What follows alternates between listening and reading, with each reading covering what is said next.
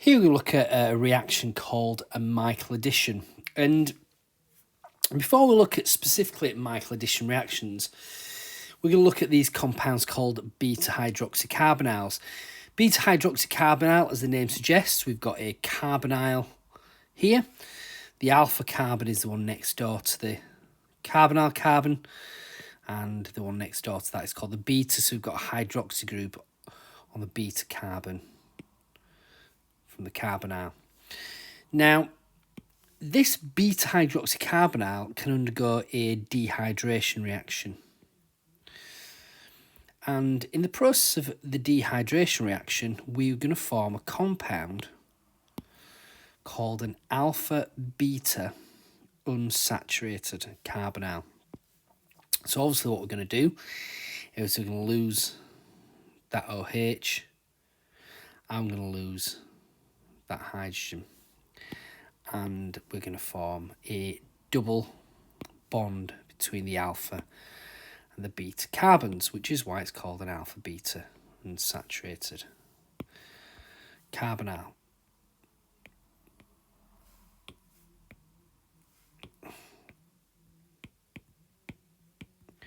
Now, it's these alpha-beta unsaturated carbonyls that undergo Michael additions. Now,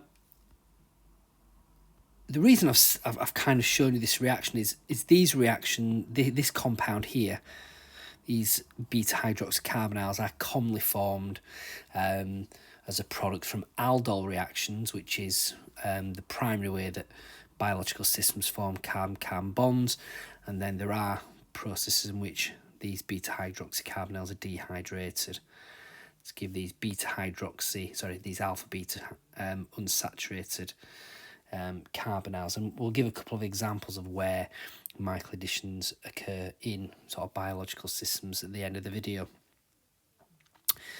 So if we have a look at kind of a normal aldehyde and ketone, aldehyde or ketone I should say, they will tend to undergo nucleophilic addition reactions where the nucleophile will attack the carbon bonded to the double bond oxygen. However, what we're going to see now in these alpha-beta unsaturated carbonyls, the nucleophile is actually going to attack at a different place. So what we've got now, and I'm going to number these. So if you say this is 1, 2, 3, and 4, rather than adding at carbon here, this carbon here, it's actually going to attack at carbon 4. So the question is why would it do that? What's the justification for doing that?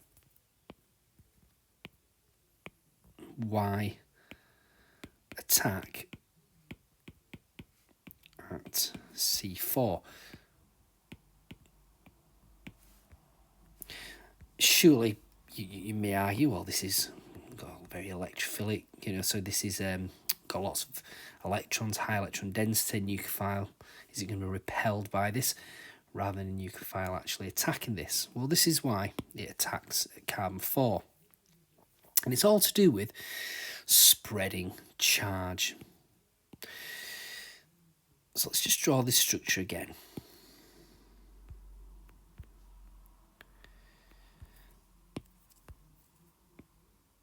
Remove the numbers. Compounds will be more stable if they can spread charge around. So rather than these sort of pairs of electrons being localized here and here, these double bonds, what actually happens is the following. Them electrons that are in the pi bonds, the double bonds, can be delocalized. Okay, and we can get this. And that's going to give us then a resonance structure. which looks like this.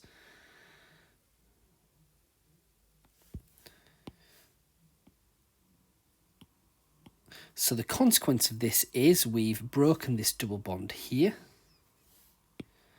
And this is now a single bond. We've formed a new kind of double bond there.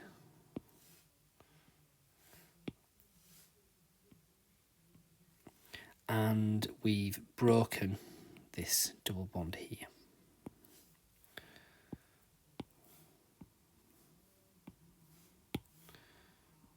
So that's now what we've got, but we need to put the charges in.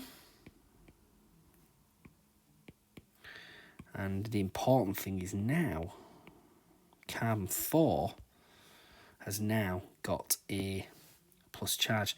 So in effect, what we've got is, rather than having a double bond, single bond, double bond, the resonance here in effect means that all these bonds are kind of 1.5 bonds each. Okay, so they're kind of 1.5 bonds each. So the structure is somewhere in between the two. That's what it means by like a resonance stabilized structure. So say we can think of this being as half a bond, half a bond, half a bond. Slight bit of plus there and slight bit of minus there. So in effect, that means that this has got a delta plus charge. And therefore that can be attacked by a nucleophile. Now, let's have a look at the mechanism of how Michael addition works. So again, this is, instead of a nucleophilic addition occurring at carbon 2, we're getting nucleophilic addition occurring at carbon 4. We'll call this nucleophilic addition a Michael addition. So again, let's have a look at my compound. So what we get then is the nucleophile now attacks carbon 4. And we get the following movement of a pair of electrons to give the following intermediate structure.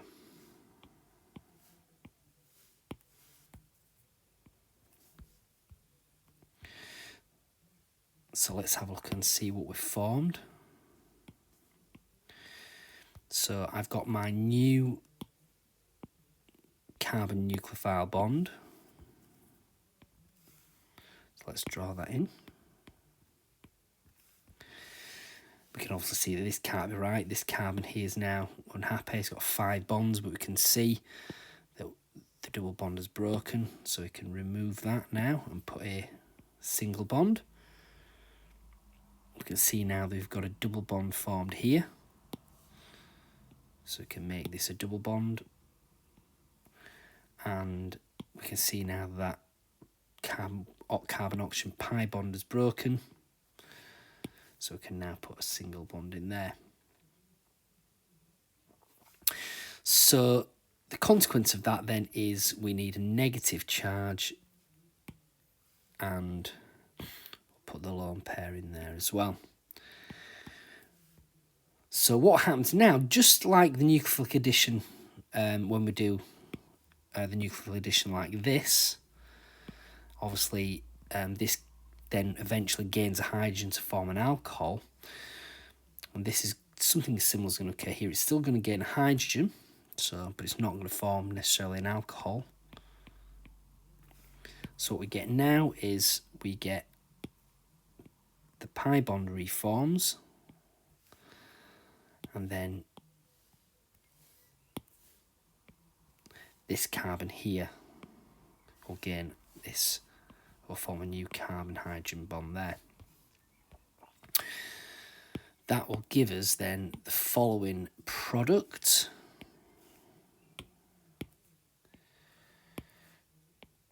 So let's see what we get then.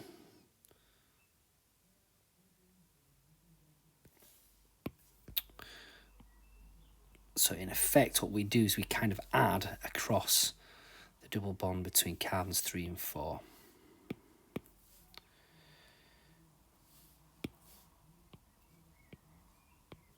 So that's my nucleophile, adding now to carbon 4 and the hydrogen here. In reality, you could argue that this, let's just rub this off. You could kind of argue that this occurs.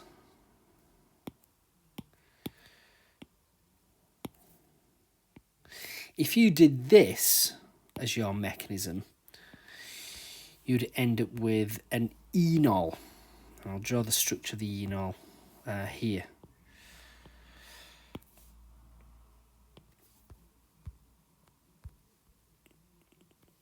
So what you get there is this thing called an enol.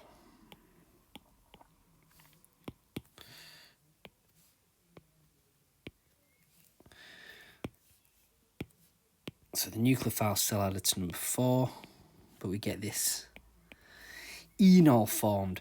But the enol will undergo something called tautomerization. It's with a ketone form. The ketone form here is by far the biggest formed in this equilibrium mixture. It's about 99.9% this and about 0.1% this. So that's why I wrote down the mechanism where the hydrogen was gained by the carbon, because in effect that's what's the most common product form. So that's why I'll just change it back to what it was.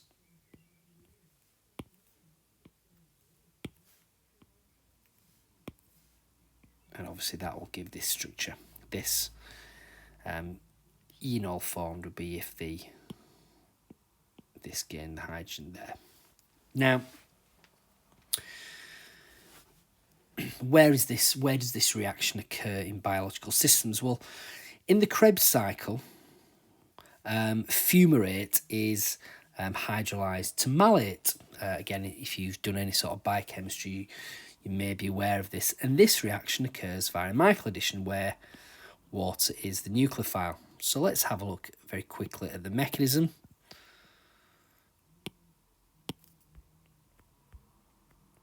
So this is my fumarate and my water. Then let's just confirm that we've got an alpha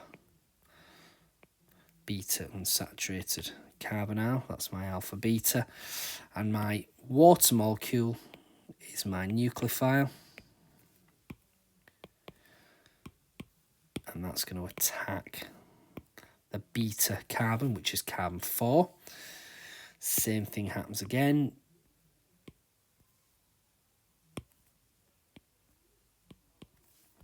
And that's going to give the intermediate structure.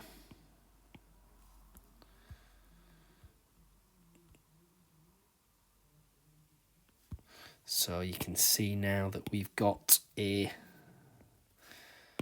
bond to the nucleophile. This double bond has broken. We formed a new double bond here. And this now is a single bond. Negative charge, lone pair. And the nucleophile in this case obviously is water. So I'll just draw my water in.